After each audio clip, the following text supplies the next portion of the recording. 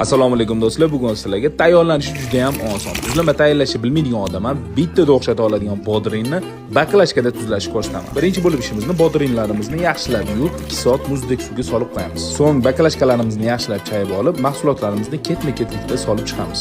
Ukrop, xrem bargi, olcha bargi, sarimsoq, piyoz, achchiqqina qalampirdan 2 dona solib, bodringlarimizni baklashkamiz to'lguncha terib chiqamiz. Bu usulda tuzlangandan so'ng bemalol qishga saqlasanglar bo'ladi. Sababi o'zim har yili xuddi shu usulda tuzlayman. Bu retsept shu vaqtga qadar meni uyaltirib qo'ymagan uchun sizlarga ham bemalol ilindim. Bodringlarimiz to'lgandan so'ng 3 litr suvga 8 osh qoshiq to'la tuz solib, ketidan 70% ustidan 3 qoshiq solib, tuzlarimiz eriguncha yaxshilab aralashtiramiz. Suvimiz tayyor bo'lgandan so'ng baklashkalarimizni to'ldirib, ustini mahkam yopib 2 kunga salqinxonaga qo'yib qo'yamiz. 2 kundan so'ng bodringlarimiz ranglari xira bo'lib qolgani uchun suvni to'kib tashlab, yangi suv tayyorlaymiz. Bu safar 3 litr suvga 4 osh qoshiq tuz solib, tuzimiz erigandan so'ng baklashkalarimizni to'ldirib, ustini mahkam qilib yopib, yana 1 kunga xona haroratiga qo'yib qo'yamiz. Sizlar videoni yo'qotib qo'ymaslik uchun sahrangizni aytib qo'yishni unutmanglar. Sizlar ham albatta oila a'zolaringizga tayyorlab beringlar. Video yoqqan bo'lsa, yaqin do'stingizga jo'natib, bitta like bosib qo'ysanglar xursand bo'laman. E'tiboringiz uchun rahmat. Ko'rgan vaqtingizga rozi bo'linglar.